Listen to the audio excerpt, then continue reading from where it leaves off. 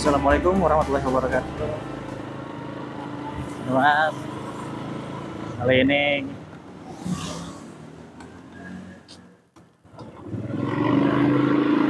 H-1 kemungkinan sebelum puasa. Dalam perjalanan mau balik ke Citayam.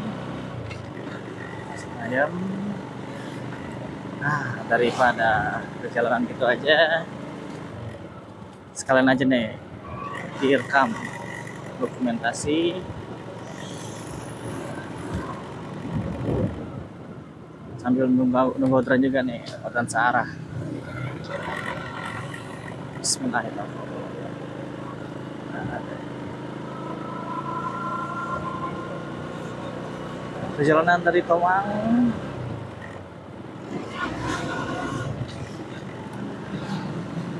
Jalan Mandala Utara.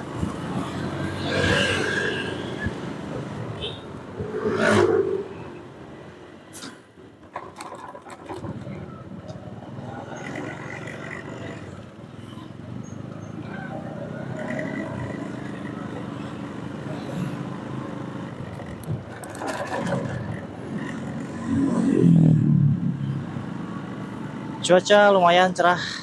Tadi sempat gerimis manja. Mendung, akhirnya cerah lagi. Alhamdulillah.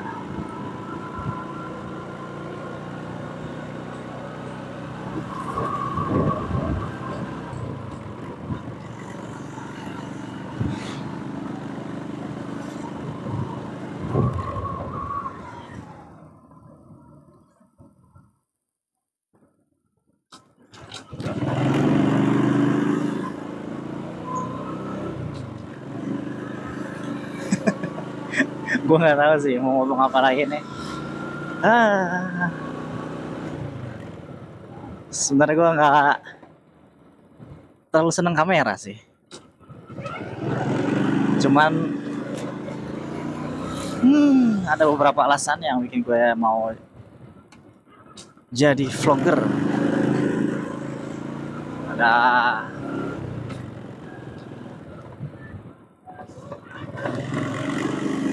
beberapa alasan itu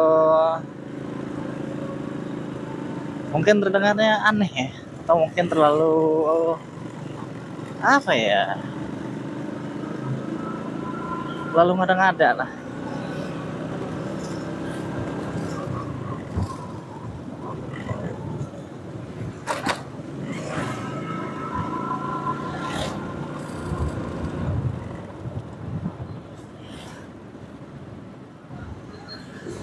Daripada nggak ada yang dibahas, gue bahas itu aja ya. Sebenarnya diawalin dari Pilpres.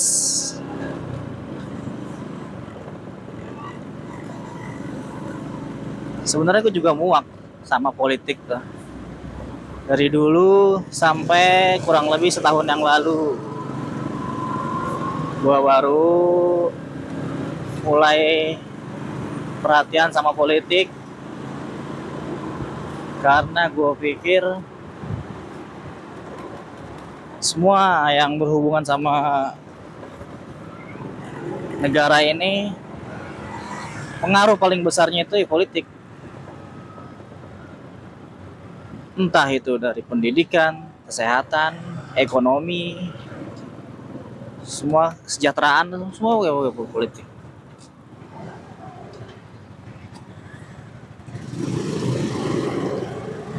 Dulu gue nggak berpikir sampai situ. Gue pikir ya mungkin sama kayak sebagian dari kalian tuh. Siapapun presidennya, ya tetap nyari duit sendiri. Bener, tetap nyari duit sendiri.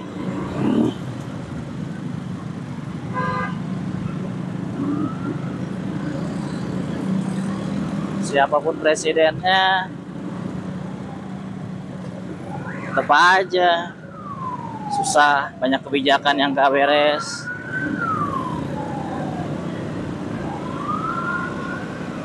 Itu benar tapi nggak sepenuhnya tepat, nggak sepenuhnya benar.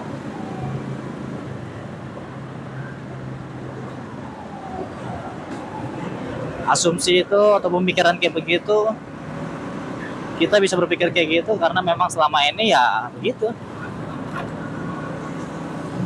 Sampai sekarang kita belum dapet nih, belum merasakan pemimpin yang benar-benar peduli.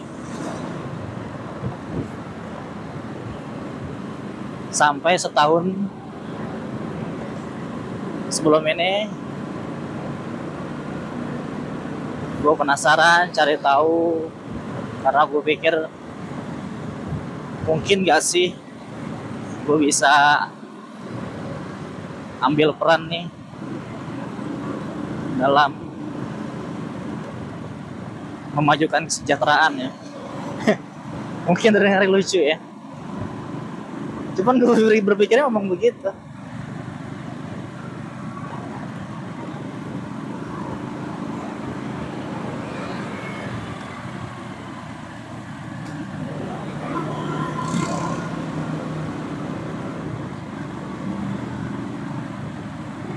Oh iya, tapi sebenarnya sebelum politik itu yang bikin gue terpancing untuk nyari politik dan menyimpulkan bahwa politik itu adalah pengaruh terbesar dalam mengatur kesejahteraan. Itu diawali dari kasus-kasus korupsi. Gue sering ngikutin podcast-podcastnya atau berita-berita tentang korupsi, mungkin Novel Baswedan, mungkin ya berita-berita tentang korupsi segala macam ya. Gue tarik-tarik lagi,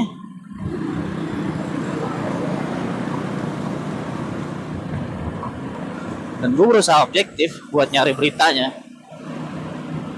Sejujurnya gue nggak ada sih idola dalam politik ini, walaupun akhir-akhir ini gue terang-terangan bilang gue memilih Anies, nyoblos Anies, dan sampai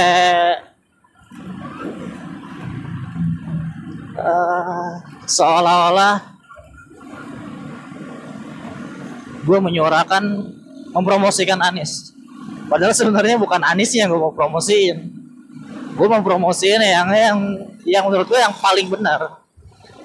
Kalau memang suatu saat gue menemukan fakta-fakta bahwa Anies itu nggak lebih baik dari yang lain, mungkin ada calon yang lebih baik, kemungkinan besar gue pasti bakalan berpindah. Tapi kenyataannya sampai sekarang tuh memang yang paling mendekati dengan kebenaran ya Anies.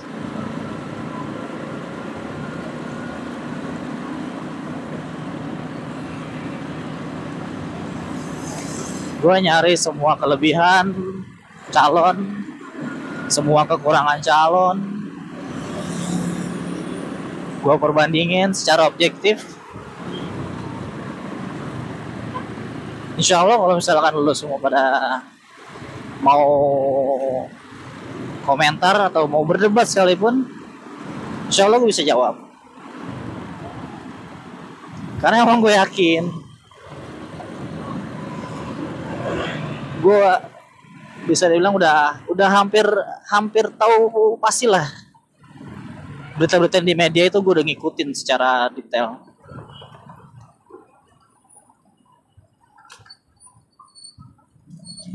Nah balik lagi hubungannya tujuan gue ngevlog begini sama politik ya. Dan lebih jauh lagi bukan hanya politik. Untuk mencerdaskan kehidupan bangsa, ya syukur-syukur malah bisa mengurangi dampak negatif manusia untuk bumi. Walaupun gue juga bukannya aktivis lingkungan ya, cuman gue pokoknya walaupun gue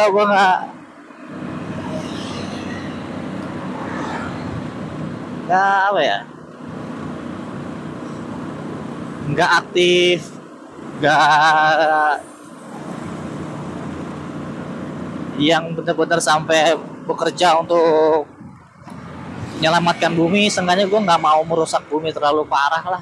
Kalau bisa diminimalisir ya minimalisir.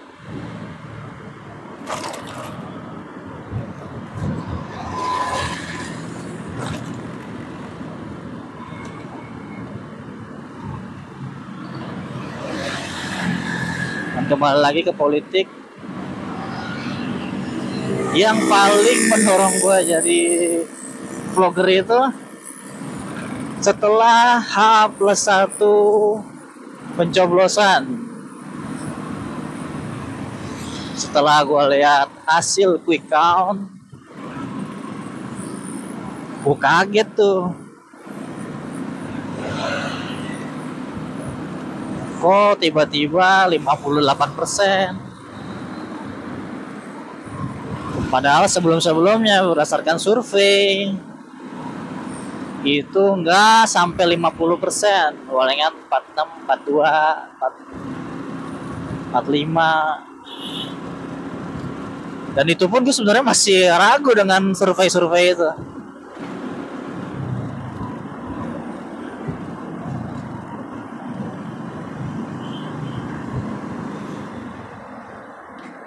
Oke lah, karena tadinya gue nggak, yang bikin gue kaget tuh, gue berpikir tuh pasti bakal ada putaran kedua, karena dari surveinya aja nggak sampai 50%. Gue berpikir masih ada waktu nih, nanti aja lah, kalau memang udah masuk putaran kedua baru deh gue mau menyuarakan pemikiran-pemikiran gue tuh.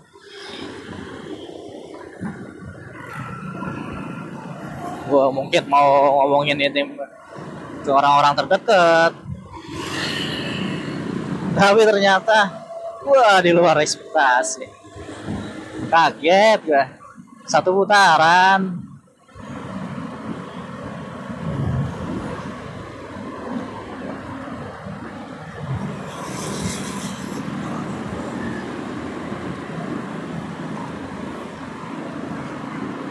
Nah, setelah ada hasil quick count itu, gue langsung survei tuh. H+1 setelah pencoblosan, gue dapat 19 penumpang ya, pernah gue tulis di Facebook juga. Ada beberapa di antaranya yang golput karena memang dia udah muak sama politik. Ada yang nganggep politik sama aja sampai pun presidennya, semacamnya. Ada satu orang memilih Ganjar dan masing-masing 5 orang memilih Anies dan Prabowo. Nah, yang unik yang gue temuin tuh itu menjawab kebingungan gue. Kok bisa yang setelah gue riset, gue cari tahu kelebihan dan kekurangan semua calon nih. Calon ini Prabowo Gibran ini wah udah minus parah nih. Bukan plusnya dikit lagi tapi minusnya udah parah. Gue bingung. Masih banyak kok yang milih ya. Ya, taruhlah penduduk Indonesia ini kan rata-rata IQ-nya tuh 78, sekian.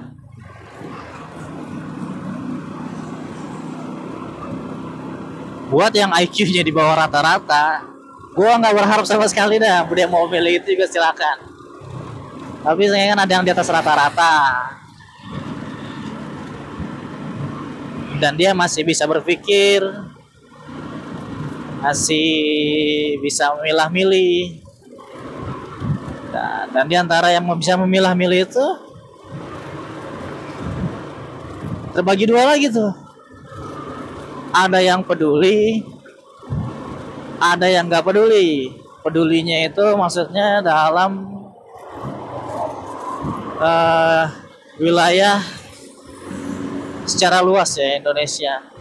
Peduli sama orang-orang kecil, peduli dengan banyak golongan, peduli dengan banyak profesi.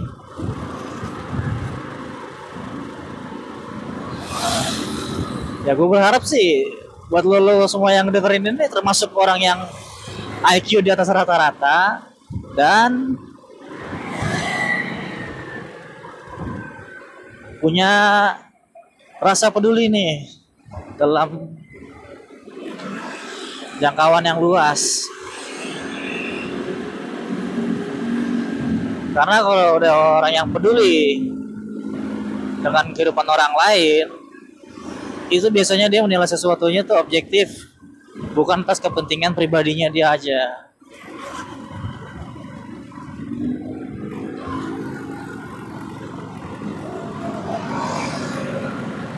Dan berdasarkan survei yang tadi gue bilang, survei ke yang gue milih selain Anies, ya khususnya Prabowo deh,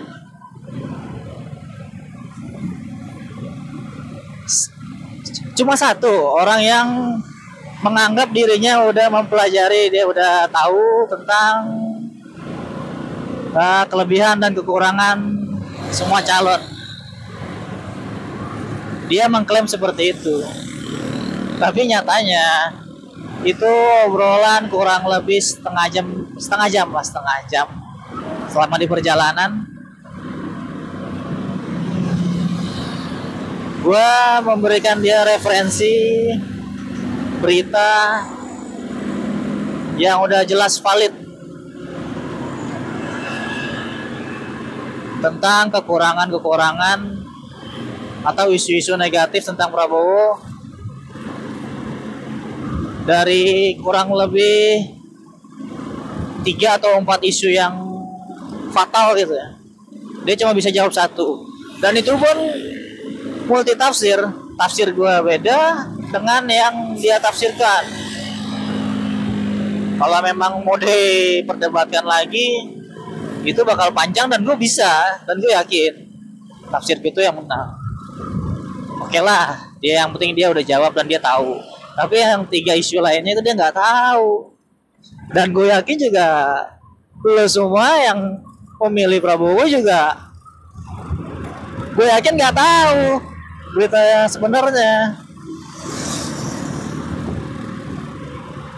Yang gue heran itu udah nggak tahu, gue mau kasih tahu langsung ditolak mentah-mentah. Harusnya dengerin aja dulu, nanti respon lu gimana. Iya terserah, sama kayak tadi orang yang gojek debat. Kalau memang penafsiran lu berbeda dengan apa yang gue tafsirkan, it's okay. Yang penting lu udah tahu beritanya nih. Jangan sampai lu bener-bener nggak tahu berita dan asal nyoblos saja. Wah bahaya.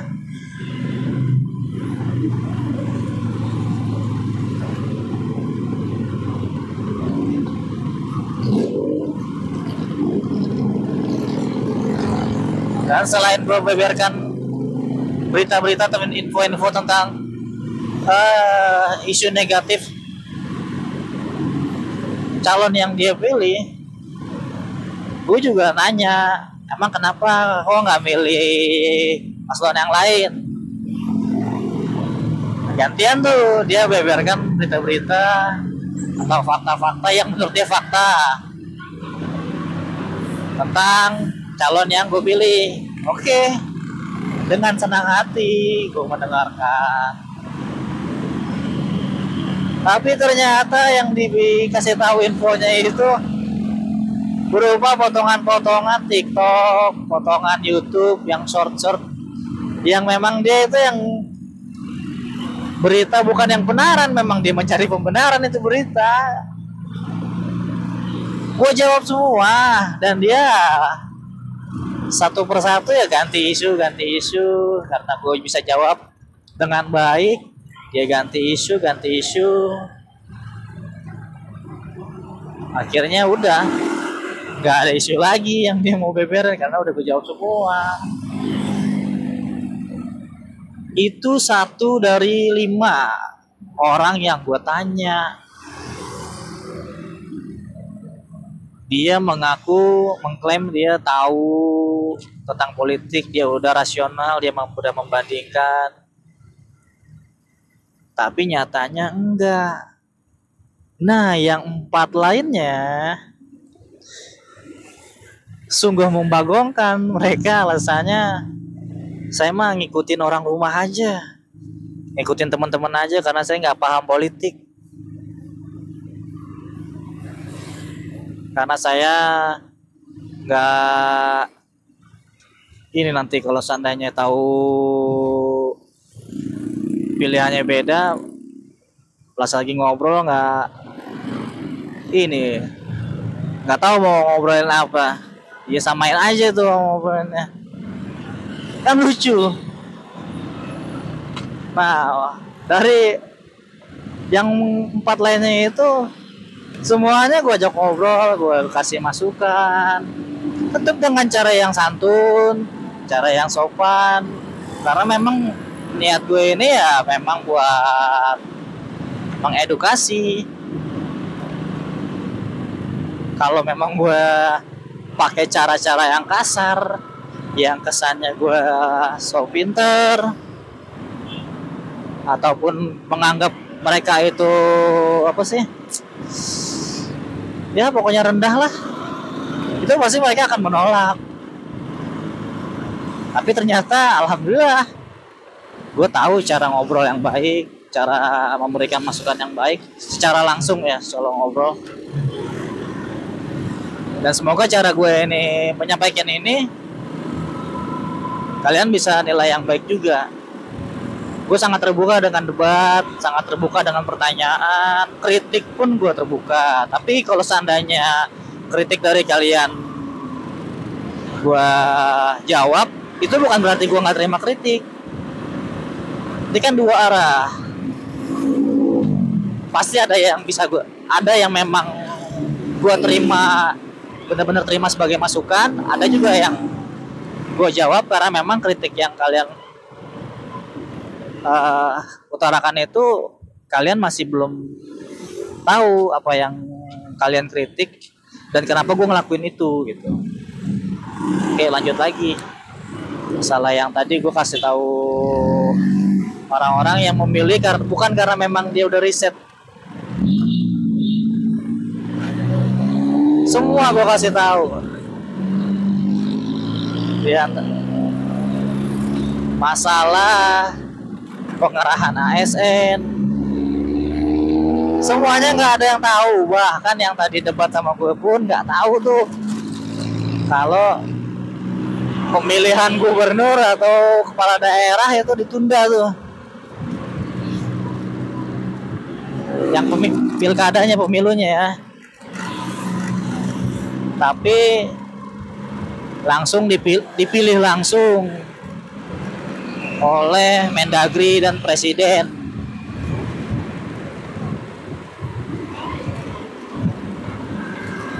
Dan keputusan itu keputusan baru, peraturan dari Presiden. Presidennya siapa ya? Itu. Kalau orang udah dipilih, jabatannya yang menjabat itu dipilih, ya karakter manusia yang secara alami ya mereka pasti balas budi. Bahkan untuk hal negatif juga bisa dilakuin. Nah itu penjelasan singkatnya tentang pengarahan ASN. Nah, kalau udah yang ngasih jabatannya itu minta supaya biar dipilih, supaya menghasut warga-warganya biar milih, gimana tuh? Ditambah lagi bansos. Mereka semua enggak semua sih. Yang debat sama gue itu dia tahu bansosnya itu banyak. Tapi dia nggak tahu jumlahnya, dan semuanya tuh nggak tahu jumlahnya tuh melebihi bansos di periode zaman COVID, zaman bencana, yang memang udah pasti banyak bansos dan nilainya itu besar. Dan ini pun anehnya tahun ini, tahun politik, nggak ada bencana, jumlah nilai bansosnya itu melebihi jumlah nilai bansos di tahun bencana, aneh kan. Ditambah lagi dirapel lagi selama 3 bulan. 3 bulan apa berapa bulan gitu pokoknya. Dirapel deh. Dibagikan di hari atau minggu sebelum pencoblosan. Tambah lagi sama pengerahan kepala daerah yang tadi gue bilang. Mereka udah nggak tahu. Ya lo tahu nggak nih? Kalian tahu nggak berita ini?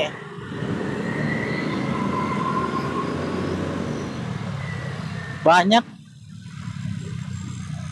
mayoritas tuh nggak tahu. Dia cuma tahunya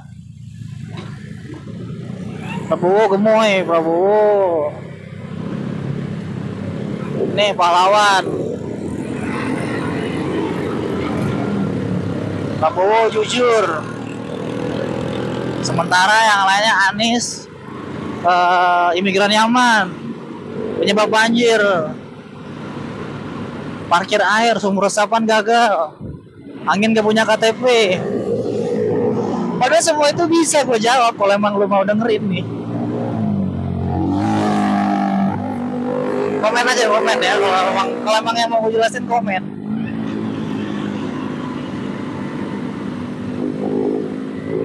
Ya jujur aja, lo kalau memang lo menilai diri lo itu rasional, menilai sesuatu dengan membandingkan, coba ya, lu udah berapa kali lu sebelum pemilu itu lu dengerin atau nonton acara Desak Anies? Tahu nggak Desak Anies? Gue yakin yang milih Prabowo hampir semuanya nggak tahu tuh Desak Anies tuh.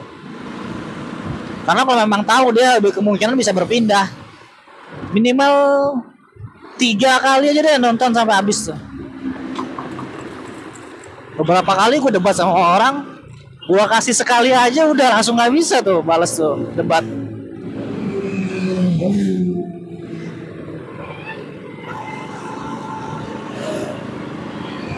Ya begitulah.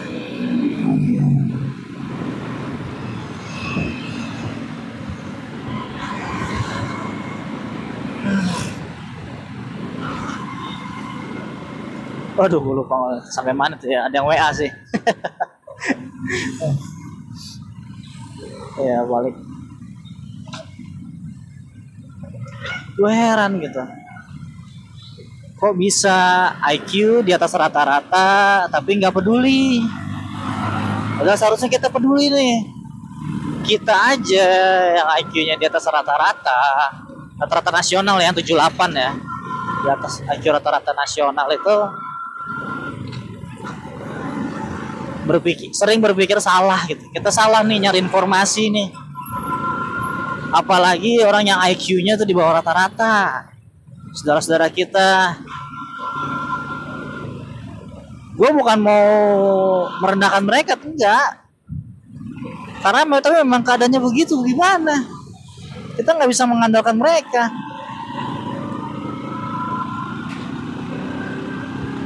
Jangan kita sering salah informasi, salah terima informasi, bagaimana mereka?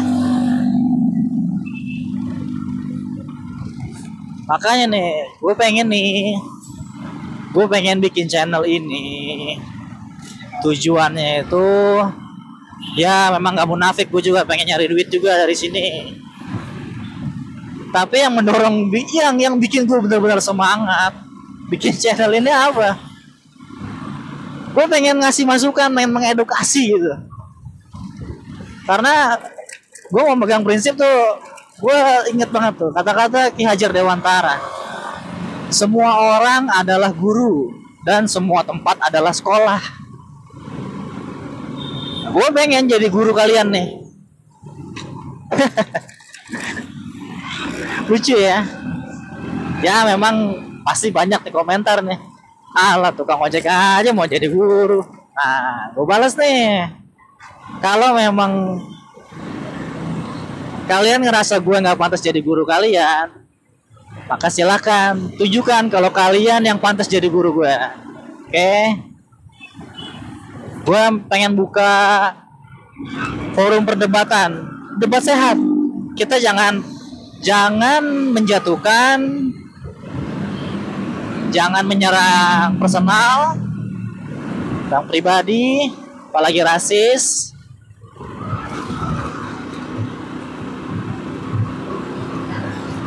Kita niatkan debat ini untuk mencari yang benar, mencari kebenaran. Tujuannya apa ya? Tujuannya buat memajukan Indonesia. Kalian gak pengen IQ rata-rata nasional Indonesia tuh di atas 100 gitu. Itu 78 udah parah banget, 78.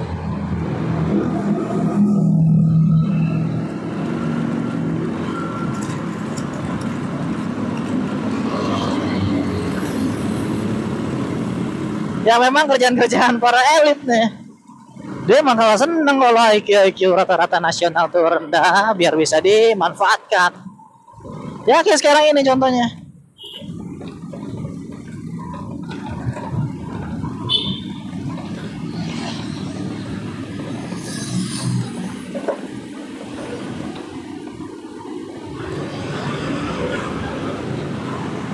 Jangan alergi kalau misalkan apa ya, siapa yang kita dukung itu ada berita-berita negatif tentang dia.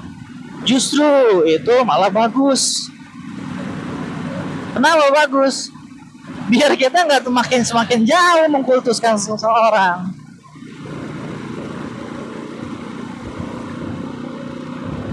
Jujur aja, gue walaupun seneng dengerin ceramah, gue sering menganggap Ustadz ini bagus, Ustadz itu bagus. Gue yakin sebagus-bagusnya, sesoleh-solehnya orang itu pasti punya dosa. Jangan mengkultuskan orang.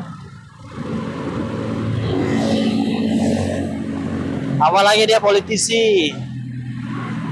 Nah, gue juga mendukung Anies bukan karena gue 100% setuju. Enggak, ada beberapa juga yang gue gak setuju. Ya salah satunya yang paling fatal tuh ya masalah penutupan kali memakai jaring tuh. Aduh. Itu udah nggak ada pembelaan lagi tuh. Terus juga masalah jalur sepeda.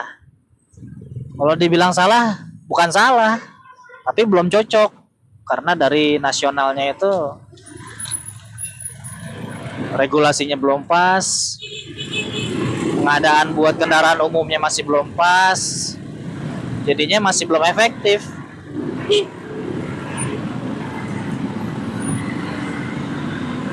Dan ada beberapa lainnya.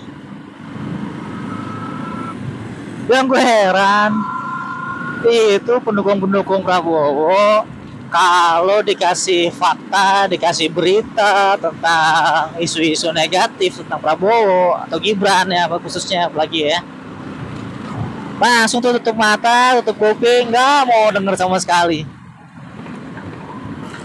Bilangnya hoax lah, padahal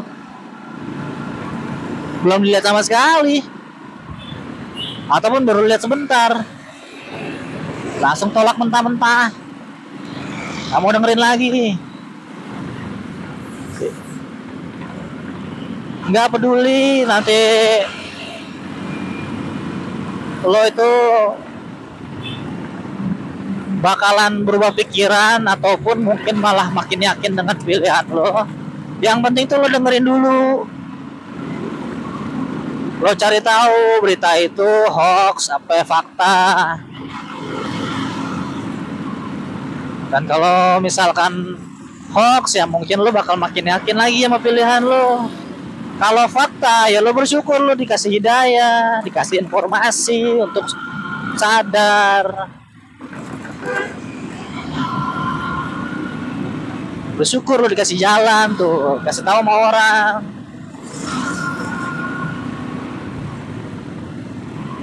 Gak usah gengsi itu apa ya? Kalau orang yang pengen maju tuh gak usah gengsi lah. Merasa udah salah nih dukung selama ini nih. Kalau memang benar kenyataannya yang gue dukung salah nih, gue malu nih sama orang nih. Gak usah gitu, biasa aja. Kan tujuan kita kan buat nyari yang terbaik buat sebanyak mungkin orang di Indonesia nih.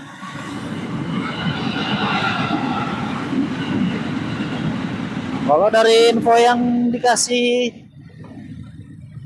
salah atau mungkin tafsir berbeda atau ada pembelaan, ya silakan sampaikan di debat itu, sampai biar supaya orang yang ngasih informasi itu tahu nih. Dan mereka juga mungkin nggak berpikir sampai situ, mungkin lo yang bener, ada pemikiran lain nih, enggak kok dia nggak begitu, lo bantah dengan fakta lain. Ya syukur-syukur kalau memang pendapat lo yang bener, lo bisa menyadarkan orang lain. Wah, mulai macet nih.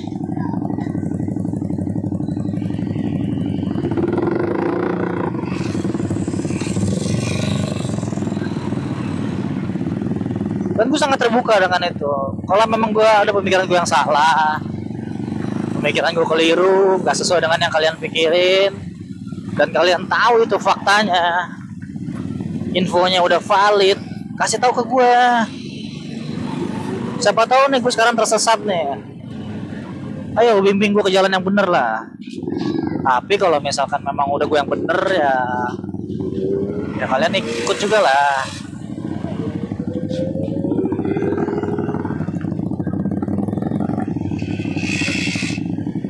Oke, bilangin gengsi-gengsi, takut malu karena udah milih yang salah, nggak usah, biar biasa aja. Oh, dari 4 yang milih Prabowo itu yang gue survei, 4-4-nya setelah gue kasih pencerahan mereka malah bilang terima kasih. Makasih ya mas, makasih ya pak. Sebelumnya gue minta maaf nih sama dia, sama mereka tuh. Kak, mohon maaf ya kalau saya ini banyak bicaranya, dan saya pun nggak meminta kakak atau ibu langsung percaya dengan informasi yang saya kasih. Saya cuma men-trigger. Silakan informasi yang tadi saya kasih itu dicek validasinya, apakah itu fakta atau hoax. Saya lebih bersyukur kalau begitu. Saya nggak mau informasi yang saya kasih itu langsung ditelan bulat-bulat, jangan. Nah, buat kalian juga, mau informasi dari yang gue kasih, mau dari YouTube, Facebook, TikTok, ya semuanya tuh udah saring dulu gitu.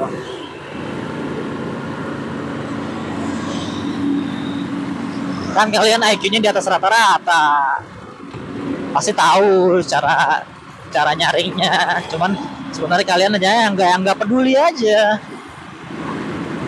Kalian terlalu berfokus dengan pilihan sebelumnya. Kalian udah mendengar image ini baik, image itu buruk. Jadinya objektivitas kalian tuh lemah.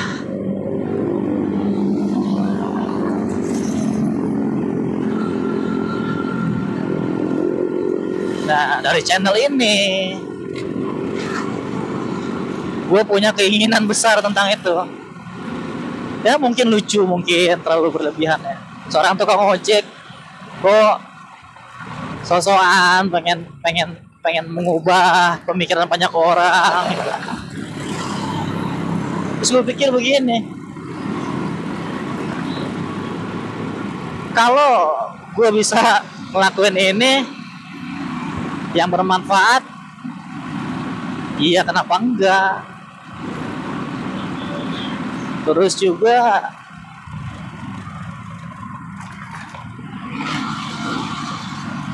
ini salah satu bentuk syukur gue ke Tuhan yang udah menciptakan gue nih dengan kemampuan, dengan IQ yang insya Allah di atas rata-rata tadi, dengan rasa peduli yang cukup baik. Gue pengen kemajuan dan kesejahteraan buat sebanyak mungkin orang Indonesia, dunia makan. Cuman ya gue orang yang males. Dan kalau bukan karena kemarin ada hasilnya satu putaran juga kayaknya gue bakalan nunda ini. Ya cuman gara-gara itu ya jadi terdorong banget nih. Jadi bersemangat.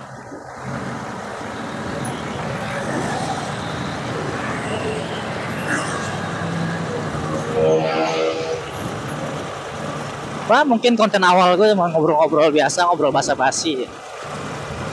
Tapi di situ gue pengen tunjukin kalau nanti gue berdebat pun itu gue pasti bakalan pakai teknik komunikasi yang seperti itu. Gue akan membuat nyaman orang-orang yang gue ajak ngobrol, gue ajak debat tanpa mereka merasa tersinggung, tanpa mereka akan merasa malu kalau memang informasi yang mereka dapat selama ini tuh salah. Gue pengen tunjukin kalau memang ada perbedaan pemikiran antara gue dan dia, dan pemikiran gue yang lebih mendekati kebenaran, tapi mereka juga nggak tersinggung. Nah, itu tujuan gue sementara ini bikin konten yang ngobrol-ngobrol santai atau ngobrol cengengesan, disebut ngoceng gitu ya. Ya insya Allah kedepannya lebih banyak konten-konten yang lebih bermanfaat sih. Sampai gue rela-rela beli alat ini nih, beli kamera, beli mikrofon wireless, beli intercom. Sampai gue ini beli itu daftar jadi yang member CapCut Pro biar bisa ngedit video langsung diekspor. Yang mungkin dulu tuh gue kalau mau aplikasi apa tuh atau di komputer ya, software ya paling gue download yang bajakan, install crack, dapet tuh yang pro-nya tuh. Cuman sekarang gue nggak mau deh. Sebisa mungkin gue mengaku masih belum 100% atau belum maksimal gitu ya, bisa terlepas dari yang bajakan, dari yang gak beres. Tapi gue perlahan-lahan pengen mencoba meninggalkan itulah, karena gue pikir kalau dalam hal itu aja gue nggak jujur, gue merugikan orang lain, percuma dong gue menyuarakan selama ini biar supaya nggak ada yang dirugikan. Ya gue mau kita sama-sama belajar aja lah ya.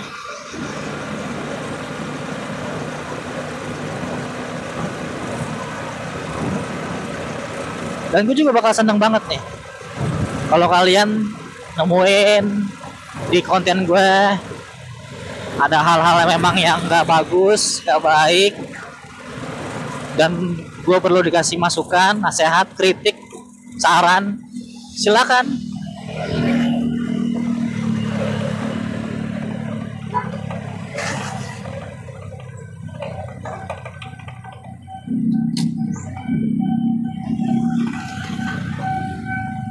Mau itu dengan cara yang halus atau kasar pun nggak masalah. Ya cuman kalau kasar nanti kalian kan kelihatan jadinya kelas kalian kayak gimana. Berusaha untuk halus aja kali ya. Walaupun sebenarnya kasar juga tetap gue terima, nggak masalah.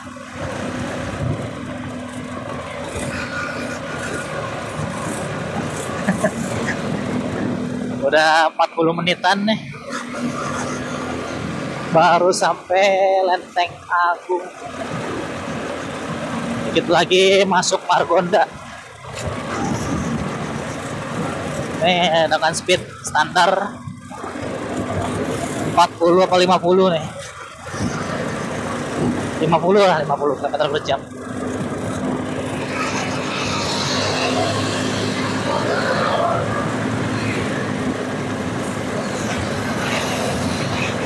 Sebenarnya gue bukan orang yang Lu ngomong begini aja, mak ini gagap nih. Kalau ngobrol langsung tanpa kamera mah aku ayo aja sama penumpang juga. Mau penumpang dari yang obrolannya cuma cengenges doang buat lucu-lucuan, sampai orang-orang yang bisa dibilang tuh banyak berpengaruh ya ke orang tuh jabatannya, pernah gue ngobrol. Alhamdulillah nyambung. Banyak masalah-masalah atau isu-isu yang diobrolin yang lagi hangat-hangat tuh gue tahu. Ya mungkin penyelesaiannya gue belum tahu, gue tahu.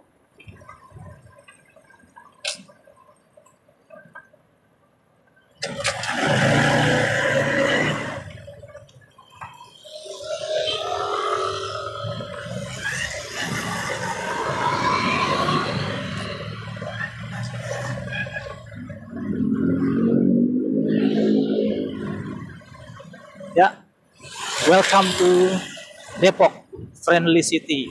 Wah, masuk nih Margonda nih. Oke, Margonda.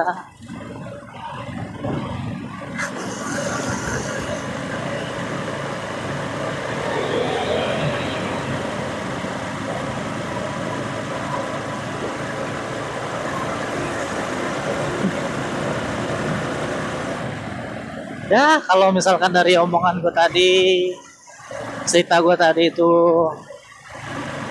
ada yang menyinggung kalian atau memang yang salah gitu ya, gue minta maaf.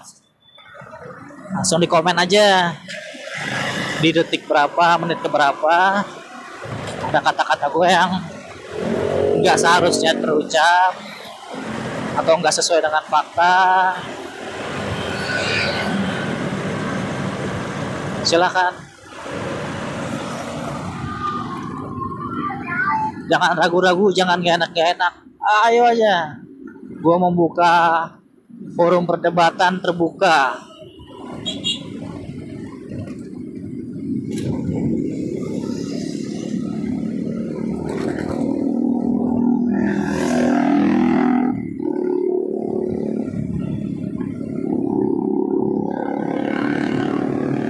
Mungkin banyak yang rasa aneh gitu ya, kenapa sih namanya sensitive human?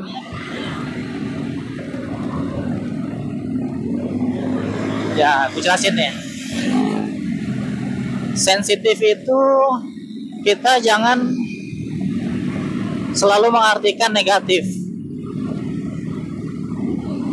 Sensitif itu adalah seberapa besar kita bisa merespon keadaan di sekeliling kita. Dan dari yang gue alamin, yang gue pelajarin, ada istilahnya tuh, gue termasuk orang yang HSP,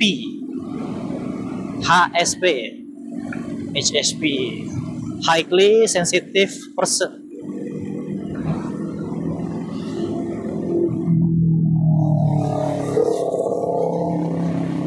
Ya, orang dengan sensitivitas tinggi, yang berarti ya, saat dia ada di dalam suatu keadaan atau tempat, dia bisa merasakan apa yang sekelilingnya itu rasakan. Misalkan nih, kalau kalian lihat nih, lagi di jalan nih gue nih, dari gerak-gerik orang yang pengendara yang di depan gue nih, gue bisa memprediksi mereka akan ngerem mendadak. Kalau ngerem mendadak secara yang darurat belum tentu juga ya, seenggaknya ngerem atau mau langsung belok kiri atau belok kanan.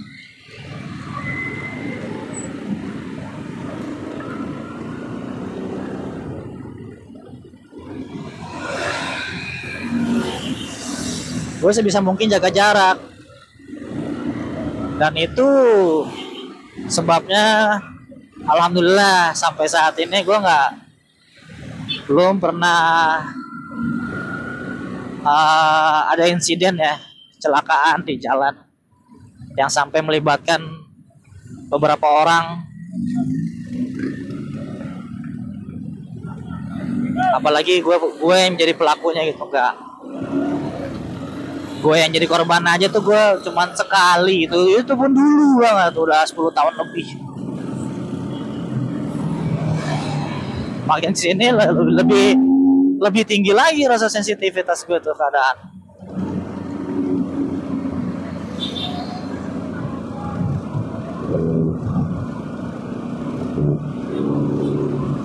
Butuh bukan cuma di jalanan aja, dalam keadaan lain juga sama bisa.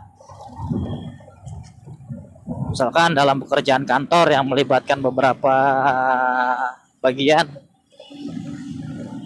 misalkan lo ada di bagian pemasaran, kalau lo punya sensitivitas tinggi, lo bisa ngerti perasaan orang yang ada di bagian keuangan, bagian HRD. Dengan apa yang lo perbuat itu, lo ada gambaran kenapa, apa nih yang bakal dirasain sama orang lain kalau gue berbuat seperti ini. Kalau di jalanan nih, kalau gue ngebut-ngebutan, efek buat orang lain apa ya gitu. Kalau gue ngerem mendadak, nanti orang lain bakalan kegok gak nih? Kalau gue mau belok gak ngasih sen, yang di belakang kendaraan gue bakal kegok gak nih? Begitu. Gue pengen tuh menumbuhkan atau menambah rasa sensitif itu. Itu sangat berguna loh. Bahkan kalau misalkan nggak ada peraturan pun, kalau memang sensitivitas semua orang itu tinggi, kayaknya nggak perlu ada undang-undang juga tentram tuh negara, karena mereka tahu kalau mereka lakuin ini efek ke orang lain bakal negatif apa positif nih, bakal menguntungkan orang lain atau merugikan orang lain.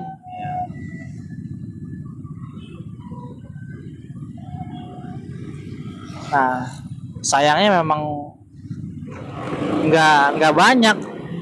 Dalam penelitian itu di dunia itu cuma ada 30% orang yang dengan sensitivitas tinggi. Maka dari itu, gue buat channel ini pengen mengajak kalian nih biar supaya punya sensitivitas yang lebih tinggi lagi. Insya Allah bakal lebih bermanfaat.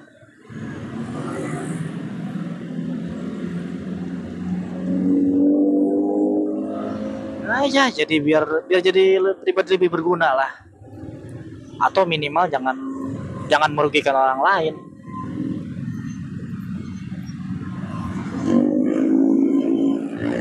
Kalian lihat nggak tadi? Selama di jalan tadi, gua mau pindah lajur beberapa senti aja tuh, setengah meter, 30 senti aja gua mau pindah lajur tuh, gua ngeliat spion. Karena apa? Gua khawatir kalau gue pindah lajur 30 cm atau lebih itu tanpa melihat keadaan di belakang gue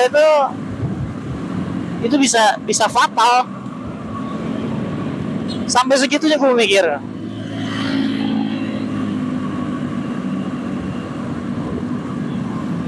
Saking sensitifnya.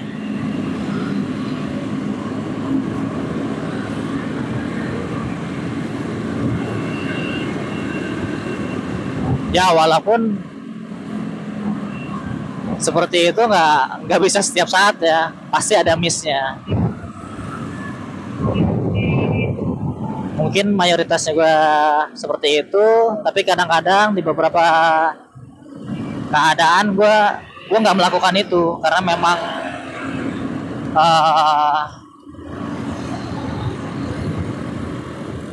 lupa, bisa jadi. Tapi insya Allah gue selalu berusaha seperti itu karena gue nggak bahkan ya kalaupun gue nggak pindah lajur itu, gue lurus aja, gue tetap lihat spion. Tapi nggak sering-sering banget. Apalagi sambil ngobrol begini nih, sambil cerita. Kalau nggak sambil cerita mungkin lebih sering, karena gue sering dengerin musik juga kalau di perjalanan gini, atau dengerin podcast, dengerin ceramah, yang mana itu mengurangi sensitivitas telinga atau pendengaran. Jadinya gue meningkatkan sensitivitas di penglihatan dengan sering-sering lihat spion.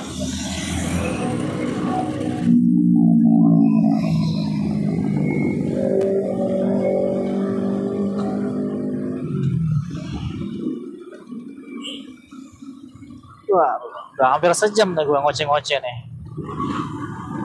Masih di Margonda nih, panjang banget.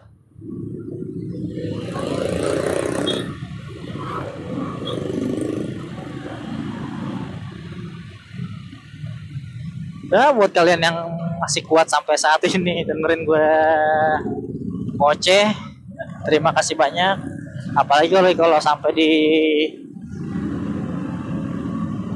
ditanggapi dengan serius ya, itu gue sangat berterima kasih tuh. Dan lebih-lebih lagi kalau kalian mau komentar nih, entah itu kalian setuju atau mungkin gak setuju dengan pendapat gue, dengan pemikiran gue apresiasi banget, terima kasih.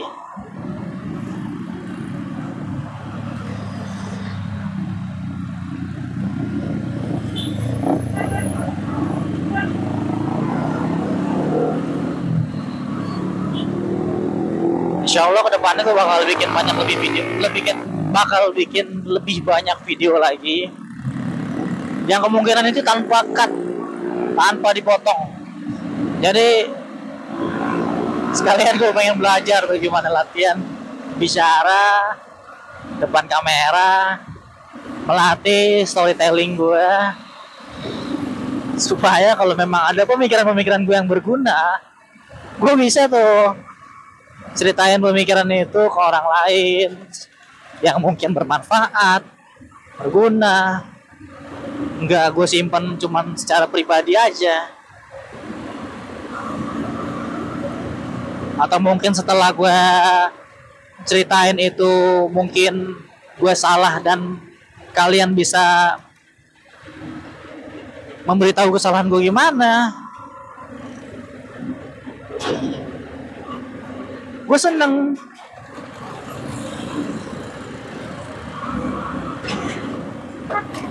Wah, kalau dibilang gue nggak pernah salah, wow, bullshit.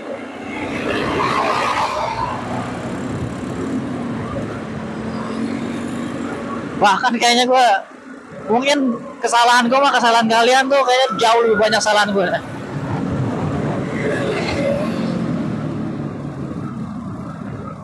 Cuman gue itu orang yang mungkin pemikiran ini nggak populer ya. Tapi gue ada pemikiran begini. Semakin banyak kita salah itu sebenarnya semakin baik. Kenapa semakin baik?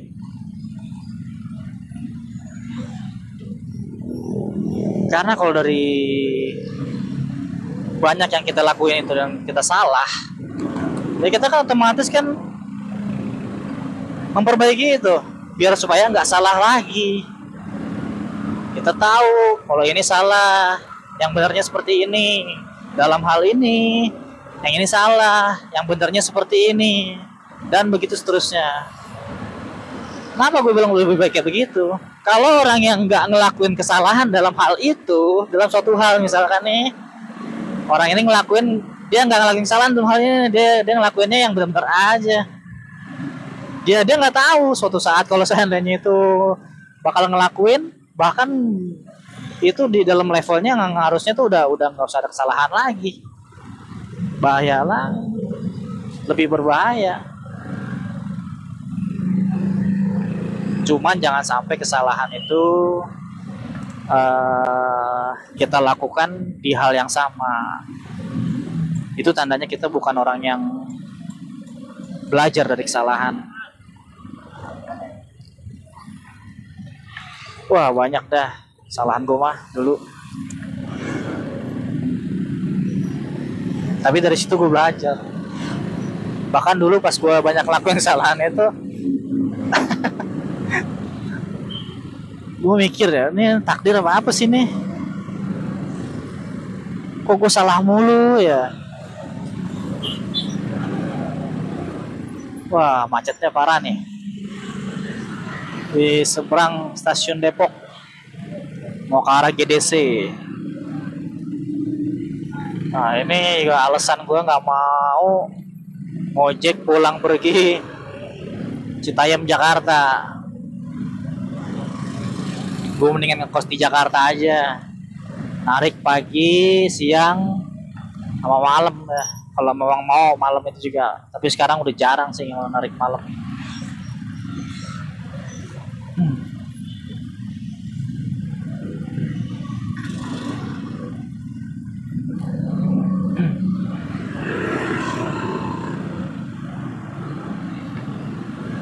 Ya karena hal ini nih, kendaraan makin banyak, jalanan nggak nambah-nambah. Menurut kalian kenapa nih bisa lebih macet begini nih? Coba.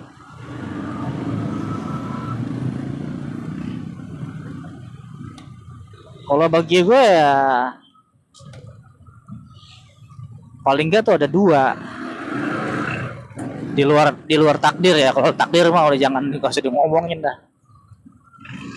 Pertama, peraturan dari pemerintah, regulasinya, undang-undangnya tentang kendaraan, tentang penyediaan fasilitas.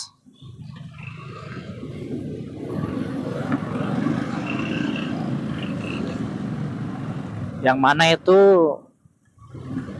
bakal merembet nih ke sebab kedua, yang menjadi banyak manusia itu ketergantungan sama kendaraan pribadi, mobil, motor. Bahkan lihat aja,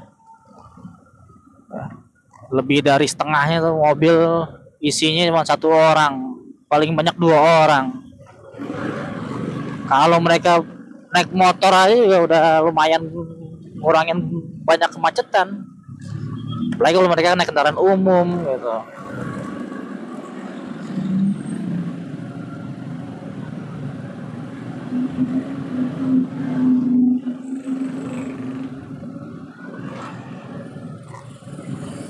Terus kalau ada yang bilang, bang, dan lu sendiri aja naik motor. Nah, bener mau gue naik motor, gue juga menyumbang kemacetan nih.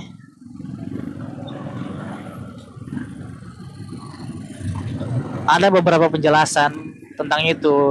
Kayaknya itu lebih panjang nanti jelasinnya deh ya. Di pokok pembahasan nanti ya. Tetap menyangkutnya sensitivitas juga.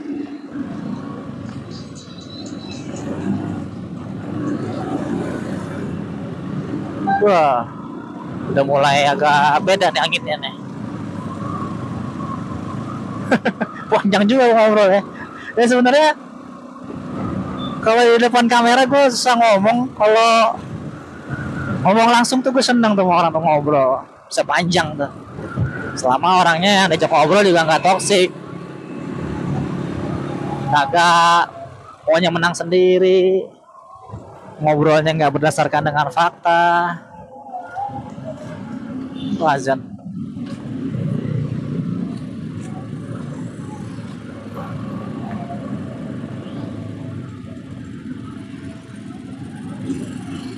Ya kalian bisa lihat nanti di video-video ngoceng itu gimana gue ngobrol sama penumpang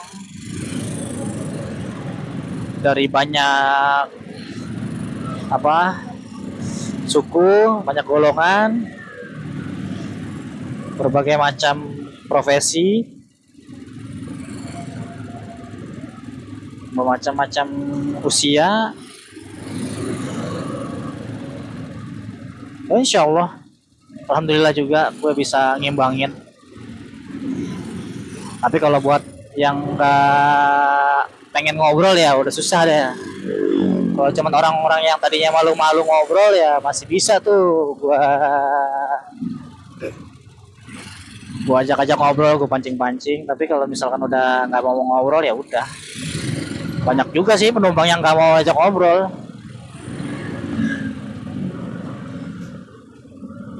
Dan gue nggak pernah maksa itu. Kalau memang ada yang mau ajak ngobrol-ngobrol, enggak yang enggak. Ada yang mau direkam videonya, gue rekam.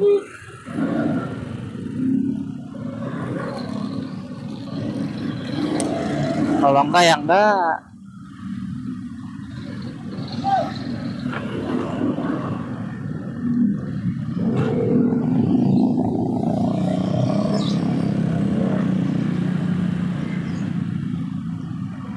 Itulah namanya kebebasan dan gak mengganggu privasi.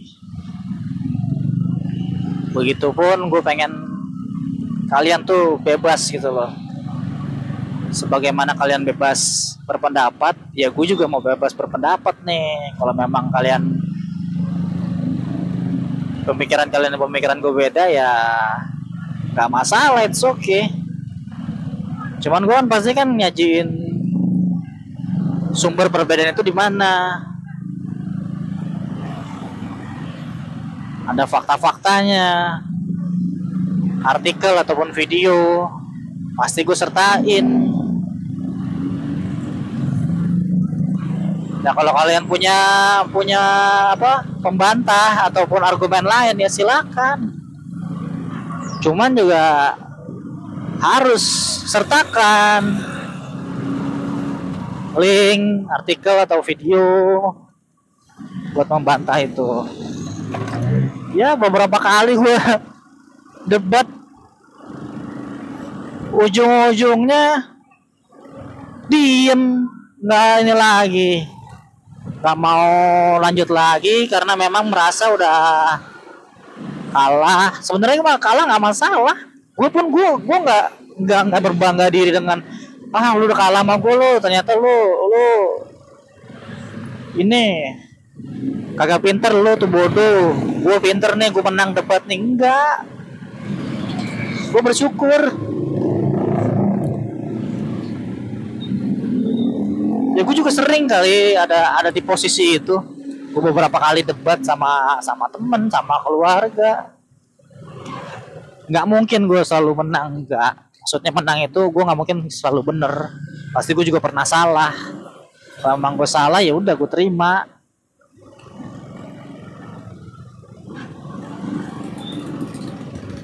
Tapi kalau emang gue merasa bener ya gue sampein argumentasi gue gimana. Kalau memang masing-masing menyampaikan argumen yang memang itu bisa multi tafsir, ya udah itu selesai di situ. Kita nggak bisa memaksakan tafsir kita ke tafsir orang lain, nggak bisa. Yang penting kita tahu itu faktanya seperti itu.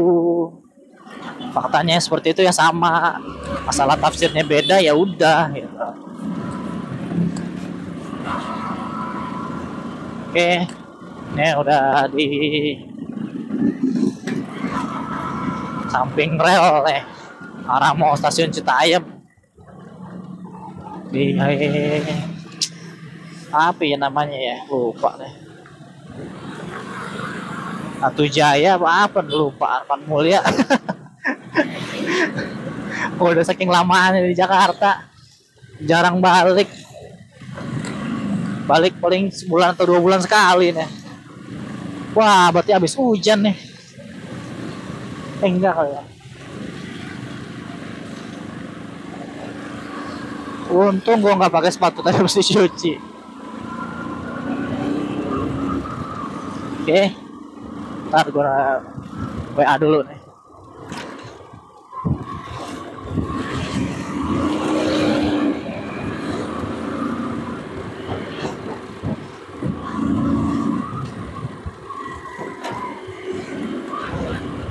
Waduh, jalan geradakan.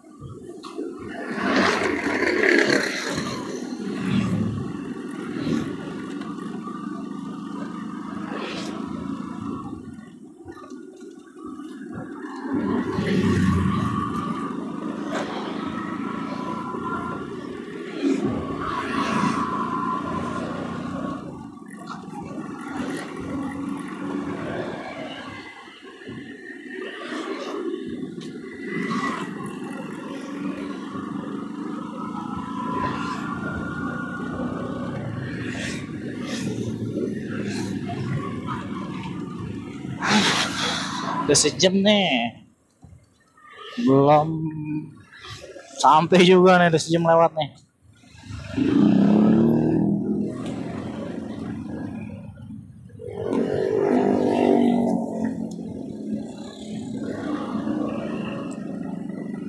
Wah, ini deket rel nih biasanya nih.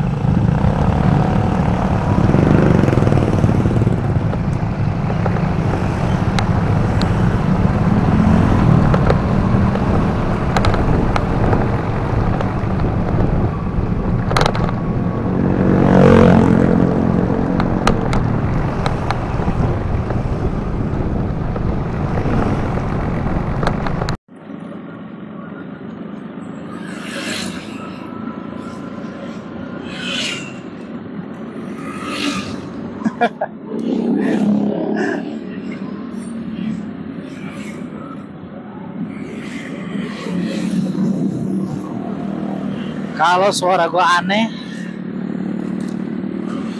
kalau logat gua aneh, mohon dimaafkan ya. Bang Ote udah nggak bisa diubah. Tapi kalau pemikiran gue yang aneh, jangan dimaafin. Kasih tahu. Anehnya sebelah mana, bagian mana. Di pembicaraan tentang apa? Kasih tahu. Kasih tahu dengan semangat tuh lo pengen memperbaiki gue.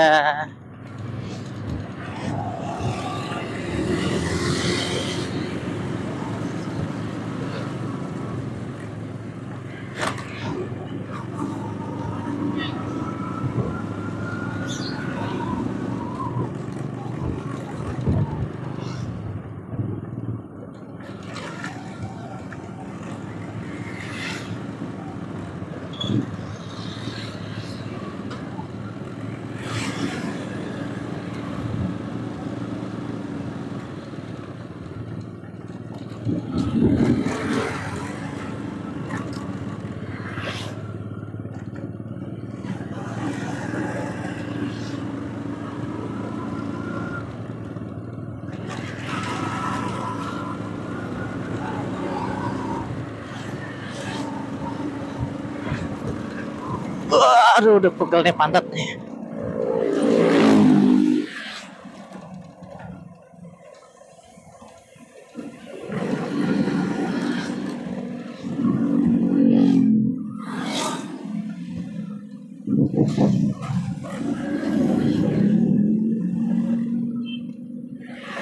Waduh, ada ibu-ibu depan nih.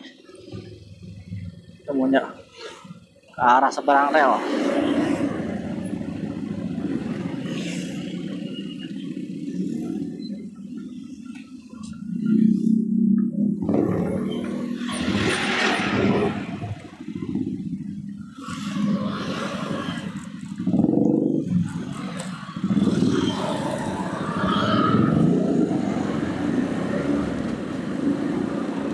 Wah,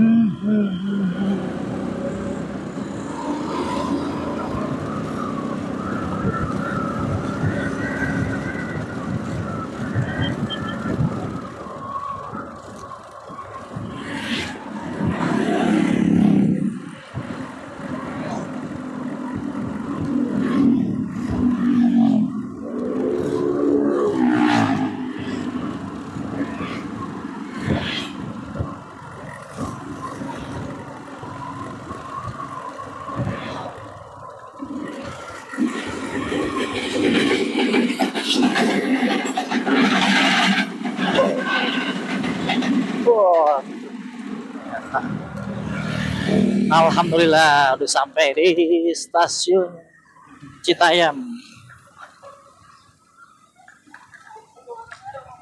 Dari stasiun Citayam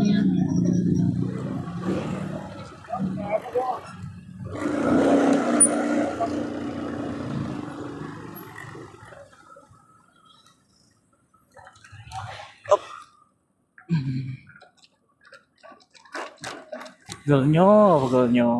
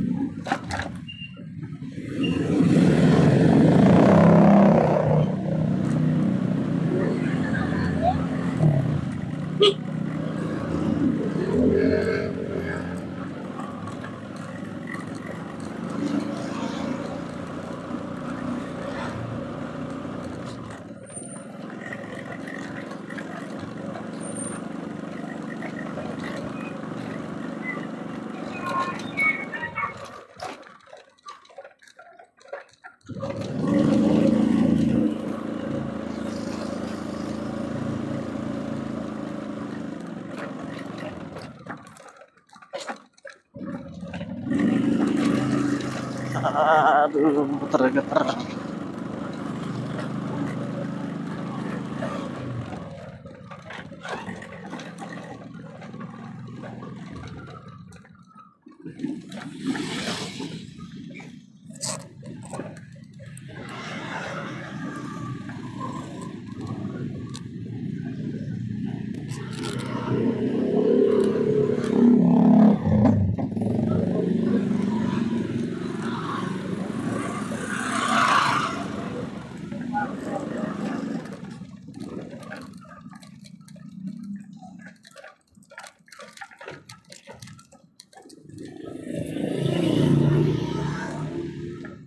Kita ngikut motor.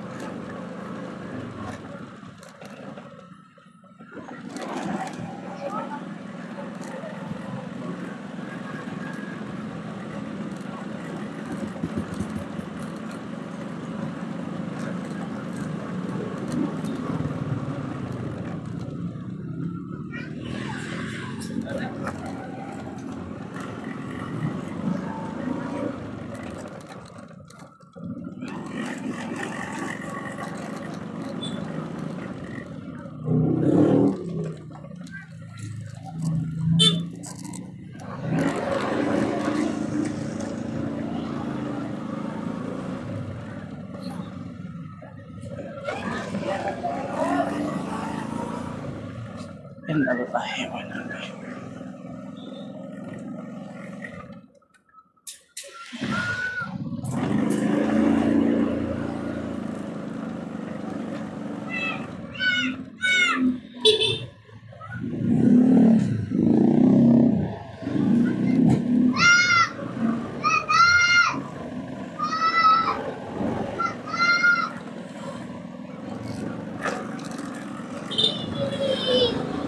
Wah, 1:30 udah kayak jam 4 sore.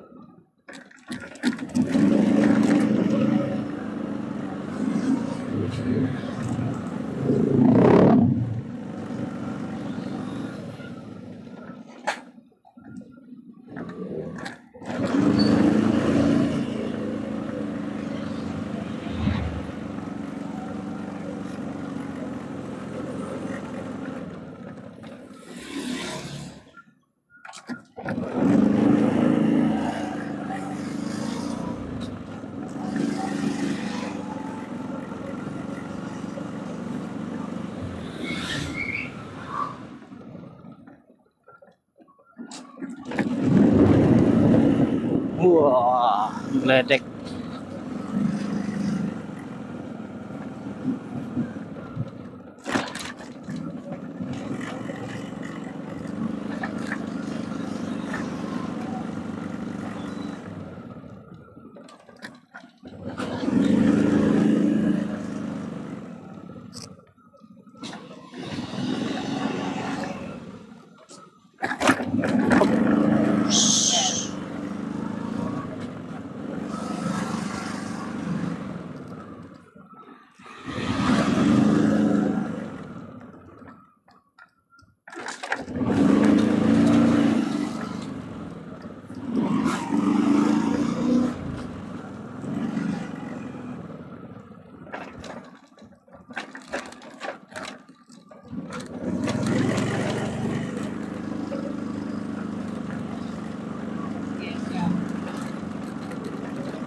Wah.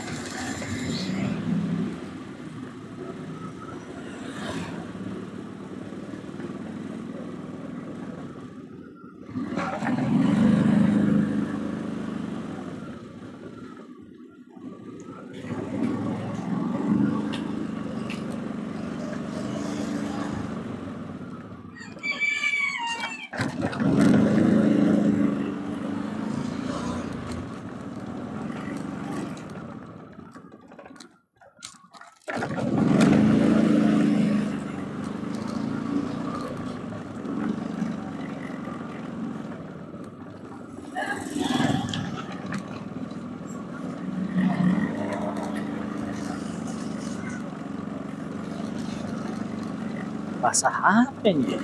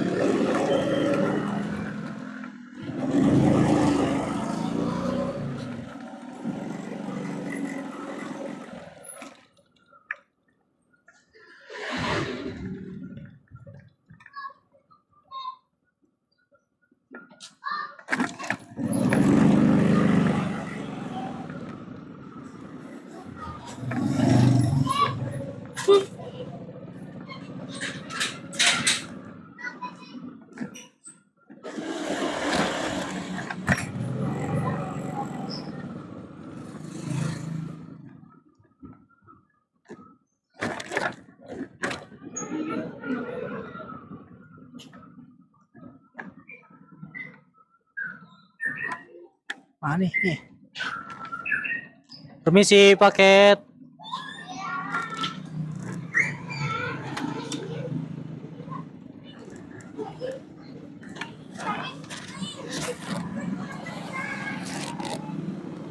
Assalamualaikum paket.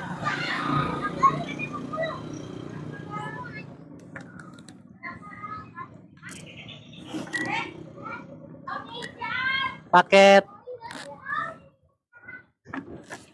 gratis, paketnya gratis. Keren siapa?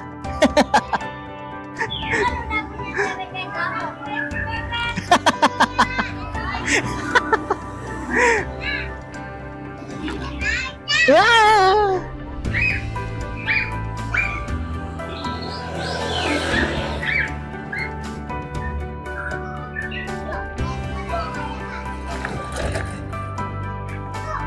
Mana buka betulnya?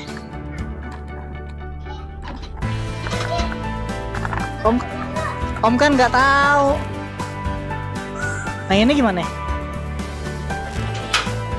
Ya. Oke, terima kasih. Up.